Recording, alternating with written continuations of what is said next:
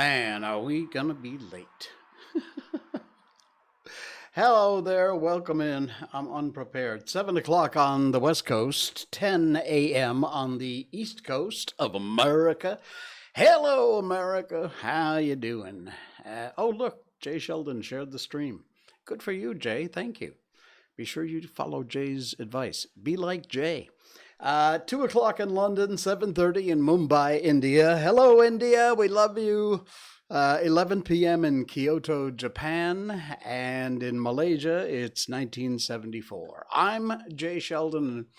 I'm not wearing pants. Not that that matters, because I never wear pants. And you can't see anyway, so who cares? Thank you for dropping by. Thanks for listening. Thanks for watching. We're live on 4 different platforms at the same time, simulcasting on Facebook Live, YouTube Live, Twitch.tv, and the amazing folks at Rumble.com. It is the censorship-free platform where you can do what you want and say what you want, and you don't get any strikes or hits like you do. I mean, rules apply, of course. You can't be an idiot. You can't be a violent agitator. But beyond that, you're free to have whatever opinion you want to have at rumble.com, and we really appreciate that. Thank you, Rumble. And thanks to our audience over there. We really do appreciate it. If you don't have an account, it's free. Just go to rumble.com, sign up, and while you're there, check out that logo. Look for Jay Sheldon on rumble.com, and you'll see all our shows there. Luna Amethyst, welcome back. Hello, Luna. Good to see you popping in on the show here. And rumble.com, thank you. But the one thing I want to talk about right off the bat tonight, before we get to Miko and everything else, and dark matter, by the way, it's a little short segment about dark matter, but it's really cool. I am almost at 700 downloads on my podcast. The podcast is what you're listening to right now. It is the audio version of our video live stream, 3 nights a week, Monday, Wednesday, Saturday. And we just take the audio out, we sweeten it up a little bit, and we send it out as a podcast. And amazingly, truly amazing, thank you so much from the bottom of my heart, thank you. We have almost 700 downloads per week, which is, I know, it's not millions, it's not even thousands. But for this little show, it's incredible. And I'm really pushing to try and get up to 1,000 if we can. It's only 300 something, 300 and a low number away from 1,000 downloads a week. And if we could do that, it would be amazing. So please take a minute. I know a lot of you are watching on the live stream and you'll be watching this video later. But if you could go to whatever podcast source you use, Spotify, Google, Apple Podcasts is a big audience for us there on Apple. Stitcher, Radio Public, Geo7 in India. Almost every podcast platform you can imagine, we are there. All you have to do is type in either Jay Sheldon, my name, or I'm Not Wearing Pants. Look for this logo, our I'm Not Wearing Pants logo, and that's the show. Just click on the subscribe button, add it to your weekly podcasts, and that's all you need to do, and it's absolutely free. But we're dying to get to 1,000 downloads if we can. I don't want to beg and plead, but I'm begging and pleading. So you just knock me away, blow me away. Almost 700 downloads a week. Like I said, I know it's not Joe Rogan numbers, but for this little show, it's fantastic. And thank you guys for all those downloads. I really appreciate it. Really appreciate it. If we could possibly get to 1,000, that would just make my year. Oh, man. All right. What do we got? I know what we got. We got this little girl. Miko update. Yes, Miko update. And Miko is doing great. No problems. She's been eating well. She had 2 walks today.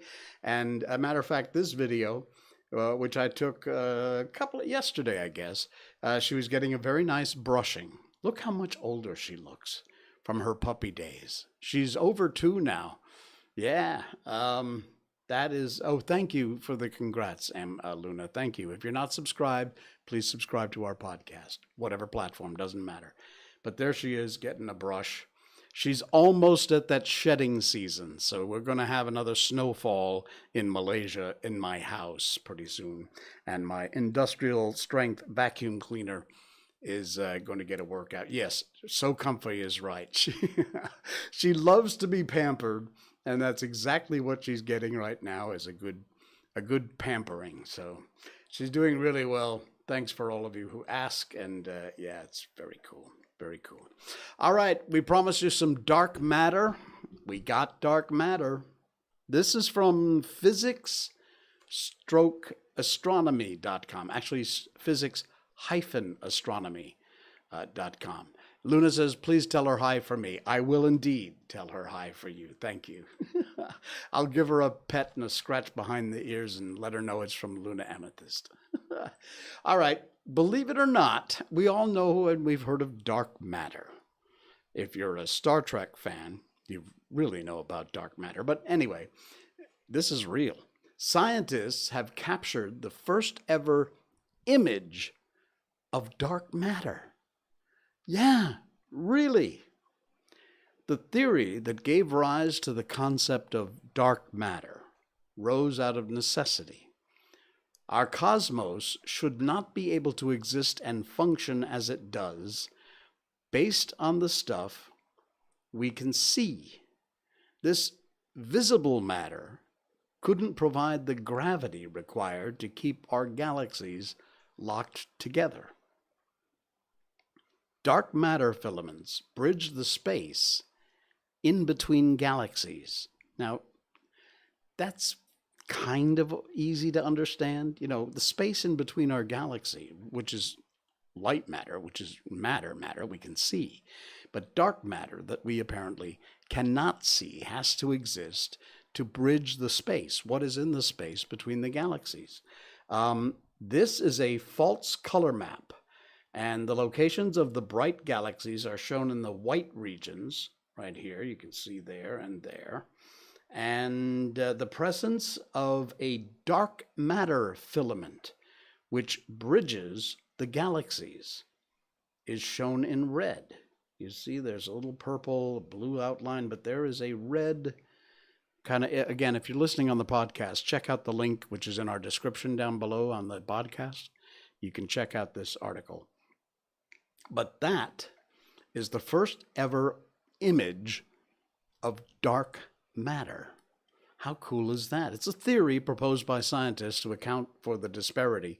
They say the cosmos must include some kind of substance that we can't see, one that doesn't absorb or reflect or even emit light, genuinely dark matter, which has to account for more than a quarter of all the matter in the universe for our scientific theories to be correct. Still, it's always been unclear with dark matter if it's comprised, what it's comprised of, and discovering proof of something that can't be seen, obviously, is a little difficult. Luna says, my first thought with dark matter is Kirby. Okay. Anyway, read the whole article because it's absolutely fascinating, and no, you don't have to be a scientist to understand it. It's fairly simply written. Even an old man like me can pick up a few pointers out of it, but it's very, very cool. And yes, indeed, that scanning image, the red parts of this image here that you see, is apparently dark matter. The first ever image of dark matter. How cool is that? Coffee break time. By the way, if you'd like to pick up some Miko merchandise, which is our show merchandise, it's got our logo on it. It's got Miko on it. We've got, well, obviously coffee cups, t-shirts, hats, ball caps, hoodies, mouse pads, stickers, notebooks, you name it, all kinds. Check it out. It's the first link in our description down below, our show notes. That'll take you right to the page with all of our Miko merch on it. And everything features Miko. One item, actually, one of the ball caps is only Miko without our show logo, because she insisted that if I was going to use her to market my show, she wanted one item that was just hers without the show. So you can actually ignore the show and you can just buy a Miko hat. All right, check it out. It's in the link in our show notes. Hey, you think your car is secure? Well, guess what? It may not be as secure as you think, especially if you have one of those keyless entry systems, where you have the key fob and it doesn't actually have a key. It's just if it's within proximity of the car, then you can open the car and start the car. We have a Myvi, fairly new Myvi, just a few years old, and it has that system. I'll tell you what, this Myvi is amazing. It's like a robo-car. The amount of high-tech crap that's in this car for a little Myvi is amazing. It's got built-in like smart, the toll thing, the smart lane. That's built in. You just stick your touch and go in the thing that's built to the car. You don't buy it separately. It's part of the car. The electronics, built-in GPS, not that reliable, but it's in there. It's incredible. Anyway, it also has this keyless entry system. A lot of cars these days do. Well, believe it or not, you need to watch yourself because it ain't that difficult to hack those systems. Check this out. There is a link in our show notes if you want to watch the video specifically. We'll play it for you now without the sound. But a Malaysian car using keyless entry gets stolen in less than a minute in Shah Alam. It is possible. Is it possible, World Abud asks, for a keyless entry system to be hacked? Well, check this out. Here's the video. Watch this guy right here and this pickup truck. This truck is new enough that it has one of these keyless entry systems. He's fumbling around with something, putting on some gloves, goes up, opens the door, gets in the car, 2, 3, 4, 5, 6, 7, 8, 9, 10 seconds. There you go. And look at that. He's got the car started. He got into the car, got it started. This is not his car. He's driving away, stealing this pickup truck. And away he goes. Gone. Amazing. What they believe is that they are using some sort of frequency to hack the system on these keyless entries. And once you have that frequency and the car or truck acknowledges it, you can open the door, you can hit the button and start the car, and away you go. Goodbye, car. So scary. Somebody named Stark Makoto here said scary. You're exactly right, Stark. Very scary. If you have one of these systems, I don't know what to tell you. There is no answer in the article. Check it out. It's from World of Buzz. But yeah, damn scary. There's got to be some way, or somebody needs to develop some way of protecting our vehicles. Dang, amazing. All right, this is a bunch of junk we got thrown in. It's a mishmash. Nothing is connected to anything. I can't do any cute segues tonight. So, but Kunito Imai, who is my Japanese friend, posted this. It's from a site called Historic Photographs. And you've got to check this out. It is so cool. It's from 1944. These days, when law enforcement wants to run a fingerprint, they scan the fingerprints in. It goes into a computer that looks through the millions and millions of fingerprints, and it can return a match in a very short amount of time. Likely, I don't know these days. I've been out of law enforcement for 20 over years, but an hour, maybe less. Take a look at how they used to identify fingerprints in 1944. Check this out. Again, if you're listening on the podcast, sorry it's a visual, but the link to this picture is in our show notes tonight if you want to check it. This is the FBI fingerprint files from 1944. Look at that. Rows and 1, 2, 3, 4, 5, 6. I can't even see them all. Probably 10 and 1, 2, 3, 4, 5, at least 5 across. This is insane. And that's how they would store and likely retrieve fingerprints. Can you imagine trying to make a match with this? Where would you even begin? Look at that. And all of that information today, probably times a million, can be fit on a small little hard drive. What took up, that looks like a stadium.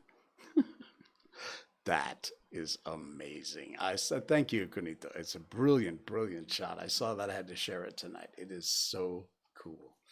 All right. What else have we got? Oh,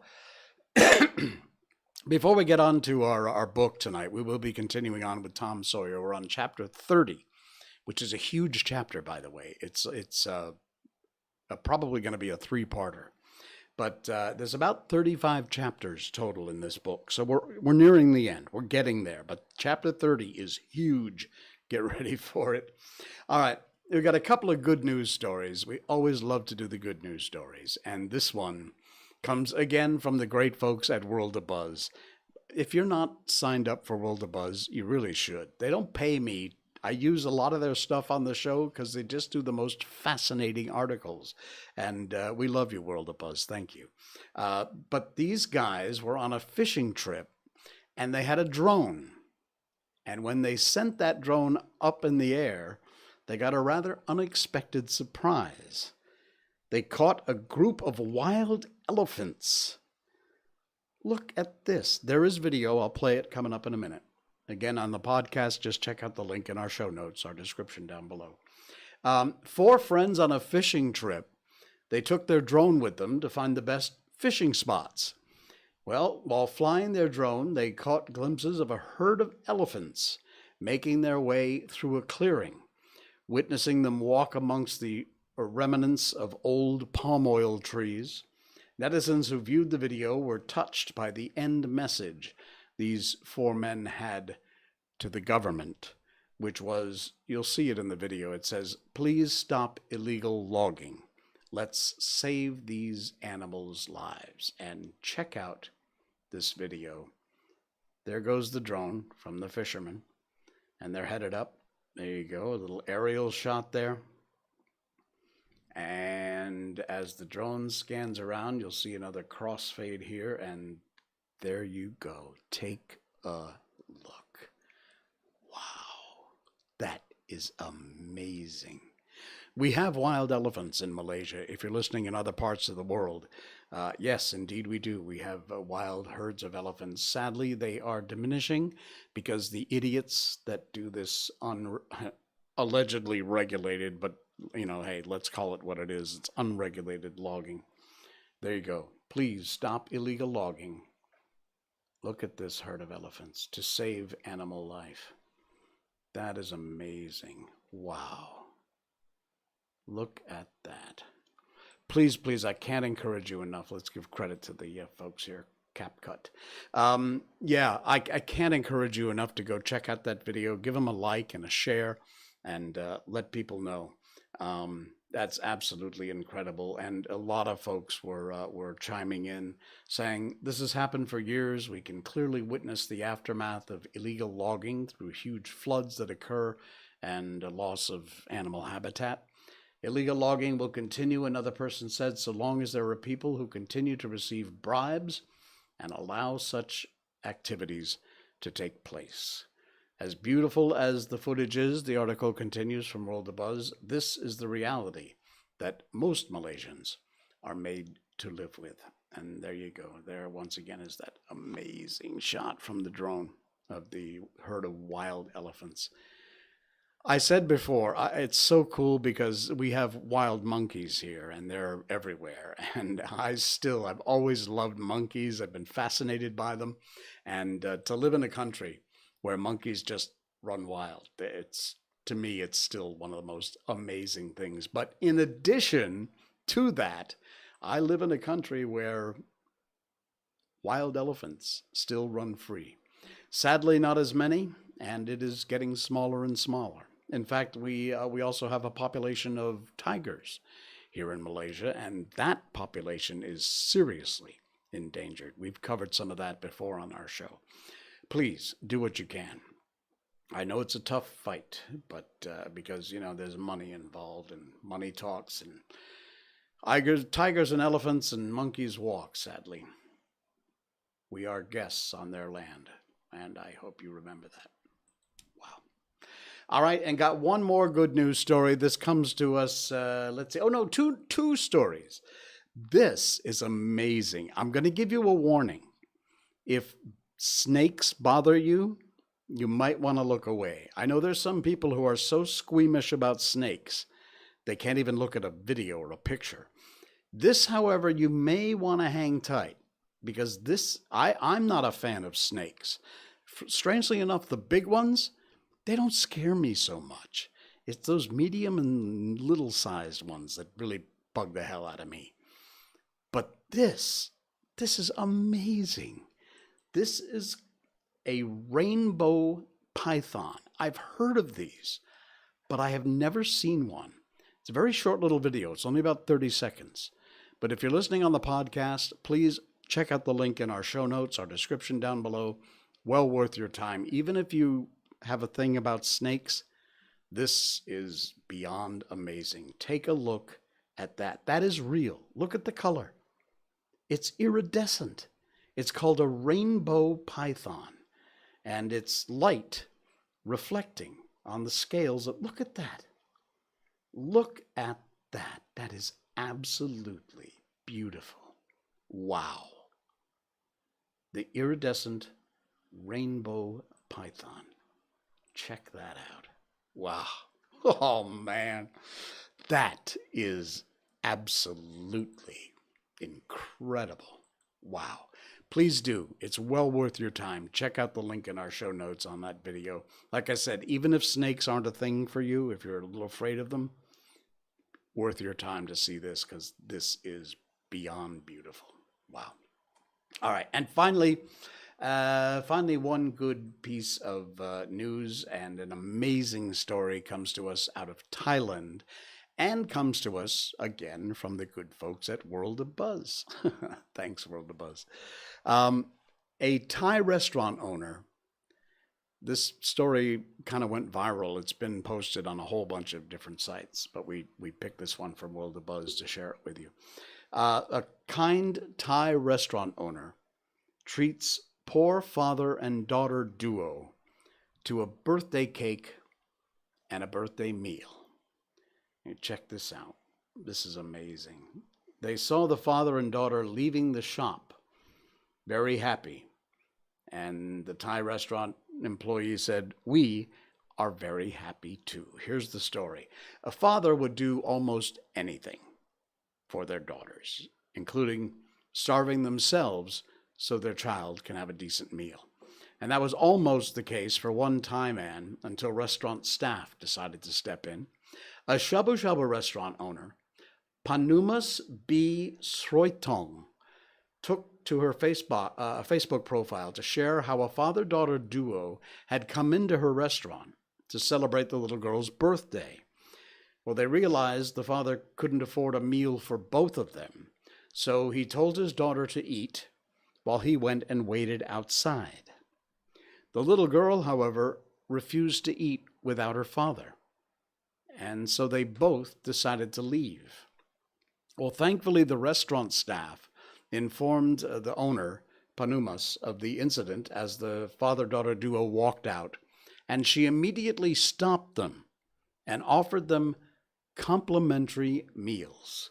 When the staff ran to me, she says, "I told the father and daughter, sit and eat. And while eating, we kept peeking at them. The father kept feeding his young girl, blowing the heat from the food for the child and feeding her the entire time." She wrote, "The dad is so cute." On top of the already amazing act of kindness, this random act, Panumas also instructed her staff to go purchase a birthday cake for the little girl, leaving not just the father-daughter in tears, but also the staff members. The staff burst into tears. We saw the father and daughter leaving the shop happily, and we're very happy too. And the image here, the duo leaving the store with huge smiles on their faces. We're so happy the father-daughter got the birthday celebration they needed and that they managed to encounter kind-hearted people who made it happen for them. A huge tip of the hat and kudos to Panumas and her staff for brightening up everyone's day with their random act of kindness. That is fantastic. Wow, absolutely amazing. And again, it's a shabu shabu restaurant. It doesn't say where. I believe it might be Bangkok. But if you're ever in Bangkok, look up this restaurant and give them some business because they are amazingly good people. That is such a heartwarming story. We love to share those kind of stories with you. Fantastic. All right. Good job, Thai folks. By the way, I had Thai food tonight. Did I tell you? Oh, yeah. Again, we went back to Mukata. And as a matter of fact, let me see. I didn't plan on sharing this tonight, but where is it? Where is it? Where is the post? There you go. I think we ordered too much food, though. Here, let me pop this on screen quickly. This was some amazing, spicy, sour sotong squid dish. It was almost like a tom yum, but not. But, oh, man, it was so good. And pandan chicken, which is chicken wrapped in pandan leaves, so you get that flavor. That was incredible. It's quite common, but the way they do it is amazing. This was some kailan, some green vegetables with salted fish, which is nice. Again, I had to order the pork, whatever they're called, some barbecued pork bellies or something. Oh, my God. Absolutely amazing. Am I making you hungry yet? And of course, no Thai food would be complete without some som tom. So yeah, we had som tom with some great shrimps, and actually, this was spicier. This squid dish, and by the way, that is squid, not pig butts. There's yeah, you'll know what I mean if you listen to our last show. Anyway, the som tom here normally would be the spiciest thing on the menu, but this, wow, this kicked butts and took names. I will likely be paying for this tomorrow, if you know what I mean. Oh, yeah. Okay. It's time. It's time for our book. I know. We read classic books on this show. And where is it? Where is my... There we go. All right, we're doing Tom Sawyer. Tom Sawyer, written by the amazing Mark Twain. And one of the things we always do is to give you a warning before we start reading books that contain things that might offend you if, you know, you're a snowflake. This was written in 1876 by Mark Twain. Some of the words in this book, including the N-word, at the time, in 1876, were perfectly acceptable to use. Nowadays, of course, they are not. They are socially unacceptable, and for good reasons. However, we are staying true to the original book, and so when words here come up, or references that are disparagingly to certain races, we're reading it the way it was written back in 1876. So if that sort of thing offends you, you may want to find something else to do for the next 15 or 20 minutes. But having said that, it's time to move up and onward to chapter 30. Yeah, and I warned you, this is a long chapter. I have a feeling I'm going to cut this up into maybe even 3 parts. So, chapter 30, in the adventures of Tom Sawyer. As the earliest suspicion of dawn appeared on Sunday morning, Huck came groping up the hill and rapped gently at the old Welshman's door. The inmates were asleep, but it was a sleep that was set on a hair trigger on account of the exciting episode of the night. A call came from a window. "Who's there?" Huck's scared voice answered in a low tone. "Please let me in. It's only Huck Finn." "It's a name that can open this door day or night, lad, and welcome." Well, these were strange words to the vagabond boy's ears, and the pleasantest he had ever heard. He could not recollect that the closing word had ever been applied in this case before. The door was quickly unlocked, and he entered. Huck was given a seat, and the old man and his brace of tall sons speedily dressed themselves. "Now, my boy, I hope you're good and hungry, 'cause breakfast will be ready as soon as the sun's up. We'll have a piping hot one, too. You make yourself easy about that. I and the boys hoped you'd turn up and stop here last night." "Oh, I was awful scared," said Huck, "and I run. I took out when the pistols went off, and I didn't stop for 3 miles. I come now 'cause I wanted to know about it. I come because daylight. I didn't want to run across them devils, even if they was dead."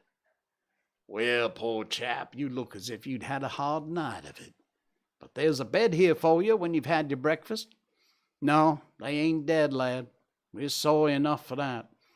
You see, we knew right where to put our hands on 'em, by your description. So we crept along on tiptoe till we got within 15 feet of 'em. I found I was going to sneeze. It was the meanest kind of luck. I tried to keep it back, but no use. 'Twas bound to come, and it did come. I was in the lead with my pistol raised, and when the sneeze started, those scoundrels are rustling to get out of the path. I sung out, 'Fire, boys!' and blazed away at the place where the rustling was. So did the boys, but they was off in a jiffy, those villains. We after them down into the woods. I judge we never touched 'em. They fired a shot apiece as they started, but their bullets whizzed by and didn't do us any harm. As soon as we lost the sound of their feet, we quit chasing. Went down, stirred up the constables. They got a posse together, went off to guard the river bank, and as soon as it's light, the sheriff and a gang are going to beat up the woods. My boys will be there with them presently. I wish we had some sort of description of those rascals. 'Twould help a good deal. But could you see what they were like in the dark, I suppose?" "Oh, yes. I saw 'em downtown and followed 'em." "Splendid. Describe 'em. Describe 'em, boy." "Well, one's the old deaf and dumb Spaniard that's been around here once or twice, and t'other's a mean-looking, ragged—" "That's enough, boy. We know the men. Happened on 'em in the woods back of the widow's one day, and they slunk away. Off with you, boys. Tell the sheriff. Get your breakfast tomorrow morning." Well, the Welshman's sons departed at once. As they were leaving the room, Huck sprang up and exclaimed, "Oh, please don't tell anybody it was me that blowed on 'em. Oh, please." "All right, if you say it, Huck, but you ought to have the credit of what you did." "Oh, no, please don't tell."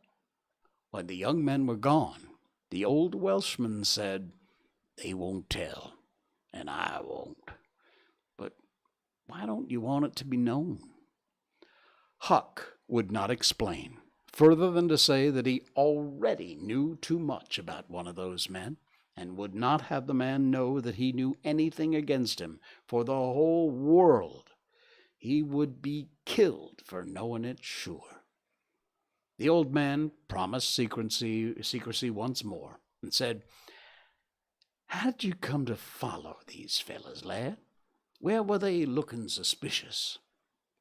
Huck was silent while he framed a duly cautious reply, and then he said, "Well, you see, I'm kind of a hard lot. Least everybody says so, and I don't see nothing agin it. Sometimes I can't sleep much on account of thinking about it and sort of trying to strike out a new way of doing. That was the way of it last night. I couldn't sleep, and so I come along up street about midnight, all turning it over, and when I got to that old shackly brick store by the Temperance Tavern, I backed up agin a wall to have another think. Well, just then along comes these two chaps, slipping along close to me with something under their arm, and I'd reckon they'd stole it. One was a-smoking, t'other wanted a light, so they stopped right before me. lit the cigars up, and that lit up their faces, and I see the big one was the deaf and dumb Spaniard, by his white whiskers and a patch on his eye, and t'other one was a rusty, raggedy-looking devil. Could you see the rags by the light of the cigars? This staggered Huck for a moment, and then he said, "Well, I don't know, but somehow it seems that I did." Then they went on, and you followed 'em. Yes, that was it. I wanted to see what was up. They sneaked along, so I dodged 'em to the wider stile and stood in the dark, heard the ragged one beg for the wider, and the Spaniard swear he'd spile her looks just as I told you. And you're to— What? The deaf and dumb man said all that? Huck had made another terrible mistake. He was trying his best to keep the old man from getting the faintest hint of who the Spaniard might be, and yet his tongue seemed determined to get him into trouble in spite of all he could do. He made several efforts to creep out of his scrap, but the old man's eye was upon him, and he made blunder after blunder. Presently the Welshman said, "My boy, don't be afraid of me. I wouldn't hurt a hair on your head for all the world. No, I'd protect you. I'd protect you. The Spaniard is not deaf and dumb. You've let that slip without intending it. You can't cover it up now. You know something about that Spaniard that you want to keep dark. Now trust me. Tell me what it is, and trust me. I won't betray you."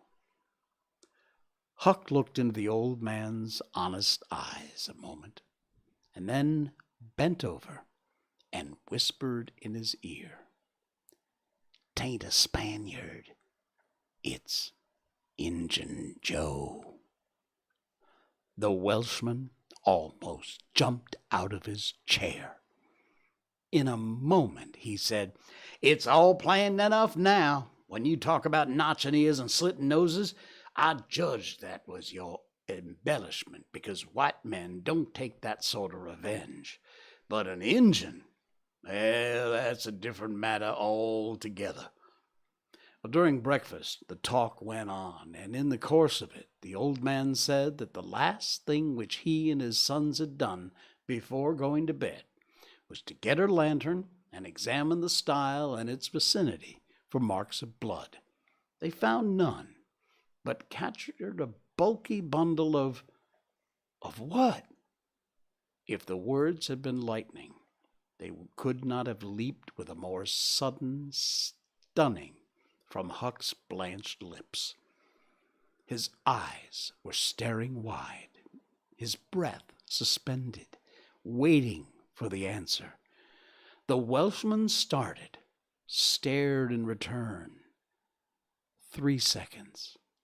5 seconds, 10, then replied, "Of burglar tools. Why, what's the matter with you?" Huck sank back, panting gently, but deeply, unutterably grateful. The Welshman eyed him gravely, curiously, and presently said, "Yes, burglar tools. That appears to relieve you a good deal. But what did give you that turn? What were you expecting were found?" Huck was in a close place. The inquiring eye was upon him. He would have given anything for material for a plausible answer. Nothing suggested itself. The inquiring eye was boring deeper and deeper. A senseless reply offered. There was no time to weigh it. So, at a venture, he uttered it feebly. "Sunday school books, maybe?" Poor Huck was too distressed to smile. The old man laughed out loud and joyously shook up the details of his anatomy from head to foot, ended by saying that such a laugh was money in a man's pocket, 'cause it cut down the doctor's bill like everything. And then he added, "Poor old chap, you're white and jaded. You ain't well a bit. No wonder you're a little flighty and off your balance. But you'll come out of it. Rest and sleep fetch you out of it all right, I hope." Well, Huck was irritated to think he'd been such a goose and betrayed such a suspicious excitement, for he dropped the idea that the parcel brought from the tavern was the treasure as soon as he'd heard the talk at the widow's stile. He'd only thought it was not the treasure, however. He had not known that it wasn't, and so the suggestion of a captured bundle was too much for his self-possession. But on the whole, he felt glad the little episode had happened, for now he knew beyond all question that that bundle was not the bundle, and so his mind was at rest and exceedingly comfortable. In fact, everything seemed to be drifting just in the right direction. The treasure must still be in number 2. The men would be captured and jailed that day, and he and Tom could seize the gold that night without any trouble or any fear of interruption. And that's where we're going to end the beginning of chapter 30 in the adventures of Tom Sawyer. Cool. Wow. More to come on our next stream, which will be on Wednesday night, 10 o'clock Malaysian time.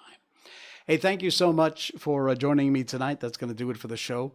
I will remind you, please, we are at almost 700 downloads a week on our podcast, and we love you to pieces. Thank you so, so much.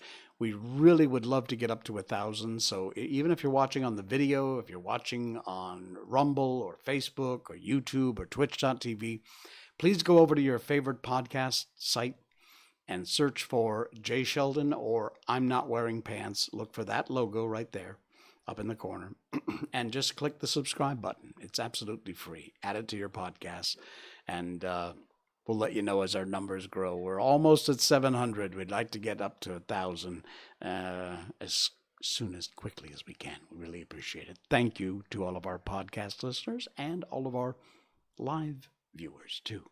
I'll see you again on Wednesday night. Until then, I'm Jay Sheldon, and I'm not wearing pants. Good night.